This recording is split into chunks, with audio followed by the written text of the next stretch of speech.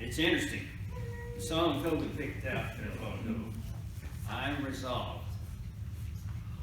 This is the very topic that our lesson's going to be about today. He didn't know what the topic was going to be, and I didn't know what song he was going to lead, but it just worked out.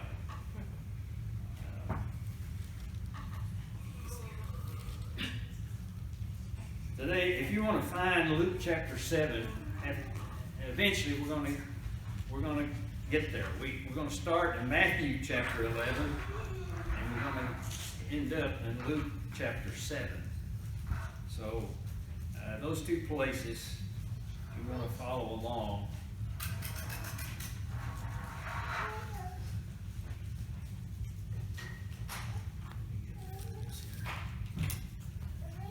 Beginning in Matthew chapter 11, verse 2, if you're following along there, you'll see, or you may recall, Jesus is teaching, and his cousin, the baptizer, is in prison. And here's the things that Jesus is doing. And he seems to be a little bit confused. Jesus is not doing what John is expecting. He hadn't made a move yet to raise an army. He hasn't done anything to kick the Romans out of Palestine. He's wondering, what is Jesus waiting for? John has not hesitated to speak out against Herod Antipas for taking his brother Philip's wife, and that's what landed him in jail. And so he evidently expected Jesus to do the same bold political stunts, to shake heads, rattle heads, and rally the Jewish nation and start a revolt. That's what he seems to be expecting. Jesus' reply to John's disciples seems to indicate that John was expecting to be broken out of jail and set free. Matthew chapter 11, verses 4 through 6, Jesus makes a remez type statement. I think we've talked about that in the past. Apparently he's quoting Isaiah chapter 61, verse 1, and there's a few other passages that he pulls from to get this statement. But his reply to John's disciples, they came to him, and their question was, are you the coming one, or are we to expect or wait for another?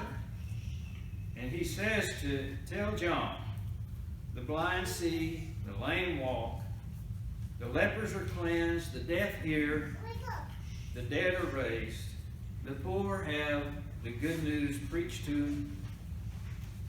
But he leaves out the one statement about the prisoners being set free, because Isaiah is pretty strong on that. And in several places it says that the prisoners will be set free.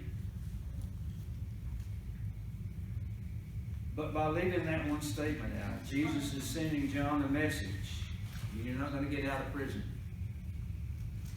That's not going to happen. Then his statement in verse 6, blessed is he who is not made to stumble because of me. He tells John with this statement, I know what I'm doing. My ministry is not what you think. Just trust me. And so that John's disciples leave, and Jesus begins to talk to the people about John. He says, he asks them a question. He says, what did you go out to the wilderness to see? A reed shaken in the wind?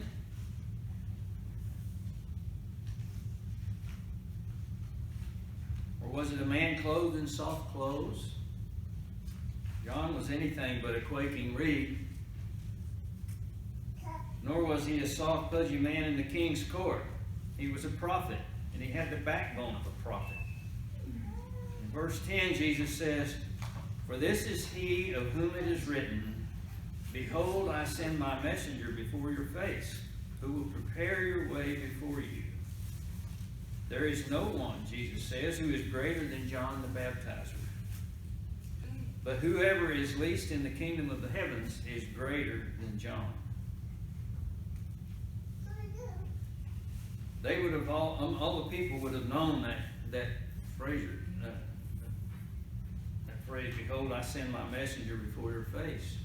That was to happen before the Messiah came. They were looking for somebody who would come ahead of the Messiah and prepare the way for him. And so when Jesus makes that statement, that they would have all been all ears to hear his message. In verse 12, Jesus continues his discussion there, or his teaching with those the people. He said, from the days of John the Baptist until now, the kingdom of the heavens suffers violence, and the violent take it by force. And we've talked about that verse a little bit before, but I want you to hear this comment by Dallas Willard regarding verse 12. That is, the rule of God, now present in Jesus himself, submits to approaches not previously possible. Personal need and confidence in Jesus permits any person to blunder right into God's realm. And once in there, they have an astonishing new status. Those least in the kingdom of the heavens are greater than John. Before Jesus, one could not just walk into God's presence. You needed a priest to intercede for you, like we mentioned in class a while ago. Luke's account of this same scenario, same discussion that Jesus is having. In Luke 16, verse 16, it says, since the time of John, the kingdom of God has been preached, and everyone is pressing into it. So, the question I have, what did that look like? What did that look like? Luke gives us a good, concrete example at the end of chapter 7. This is one of many examples of people pushing to get into the kingdom of heavens. Some of the other examples are the woman who dealt with a flow of blood for 12 years, you remember? In Matthew chapter 9, verse 20, Zacchaeus was one who was outcast from the outside, and he was pushing his way in. Jesus came and spent the night at his house in Luke 19. Blind Bartimaeus, who lived in Jericho, was a blind beggar. And as Jesus came through on his last trip before his crucifixion,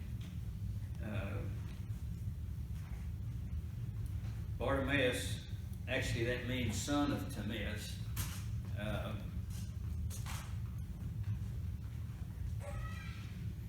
Jesus gave him his sight back. The woman we're looking at today doesn't really say exactly, but likely was a harlot because the way she was referred to. She's a prostitute, an outcast person.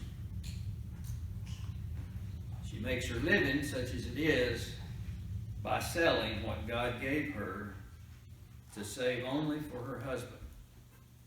And that only in the most tender and intimate and private of settings. Not only is she thought of as dirty by the people in town, she herself feels dirty and dirty inside because of how she lives. So let's watch how she responds to Jesus in this story from Luke chapter 7. And we'll begin in verse 36 and we'll read to the end of the chapter if you want to follow along. Then one of the Pharisees asked him to eat with him.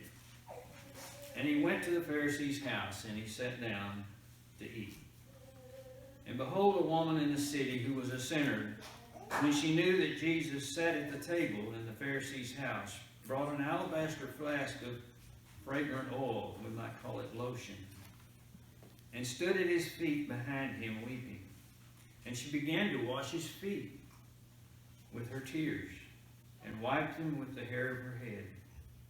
And she kissed his feet and anointed him with the fragrant oil.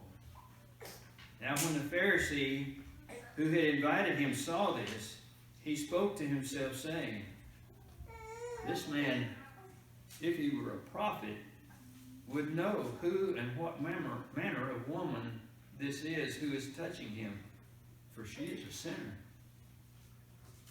And Jesus answered and said to him, Simon, I have something to say to you. And he said, Teacher, say it. Jesus begins, there was a certain creditor who had two debtors. A certain creditor had two debtors. One owed him 500 denarii and the other 50. And when they had nothing with which to pay, he freely forgave them both. Tell me, therefore, which of them will love him more? And Simon answered, I suppose the one whom he forgave more. And Jesus said, you have rightly judged. Then he turned to the woman, and he said to Simon, do you see this woman? I entered your house, and you gave me no water for my feet, which is customary. But she has washed my feet with her tears, and wiped them with the hair of her head. You gave me no kiss, but this woman has not ceased to kiss my feet since the time I came in. You did not anoint my head with oil, but this woman has anointed my feet with fragrant oil. Therefore I say to you, her sin, which are many, are forgiven, for she loved much. But to whom little is forgiven, the same loves little. And he said to her, your sins are forgiven. Those who sat at the table with him began to say to themselves, who is this who even forgives sins?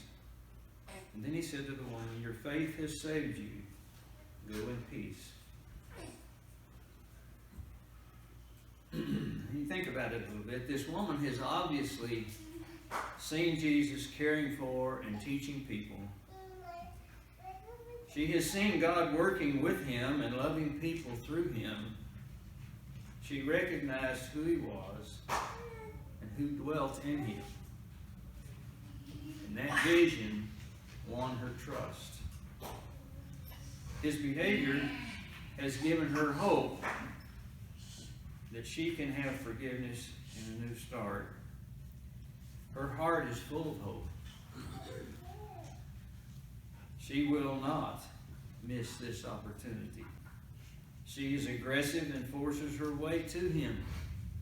You see, her heart, she is not embarrassed to come to Jesus, even in the house of someone who despises her.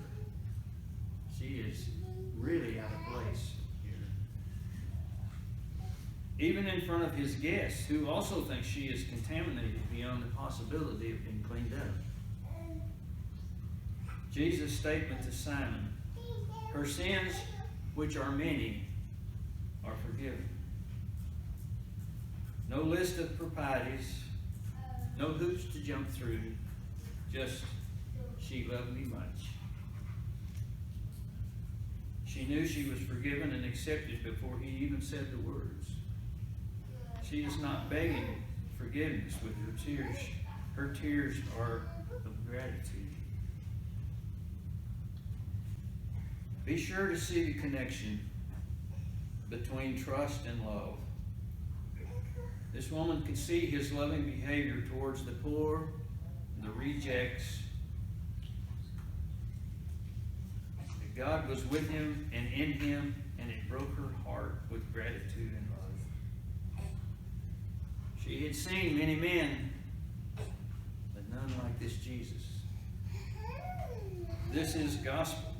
This is good news to her. When we really see Jesus as he is, like this woman did, we must either turn away from him altogether or shamelessly adore him and worship him. He comes for us just as we are, contaminated, broken, abused, and filthy, and he brings forgiveness and healing. This is the case for this woman. She is not about to turn away. She really sees only Jesus. In fact, no one else is in the room as far as she can see. When we, like her, focus on Him and trust Him, many walls come down. Walls between people and God. In the days this story happened, and it did happen, maybe several times it happened. Jesus' sermon those days was, the kingdom of the heavens is near. It's at hand, He would say. It's right close by. And that is still His sermon. My kingdom is close by. Come to me, all you who work hard and pack a big load. I'll give you rest. Don't wait too long. Get a little aggressive like the woman we read about a moment ago. This kingdom is about trusting Jesus.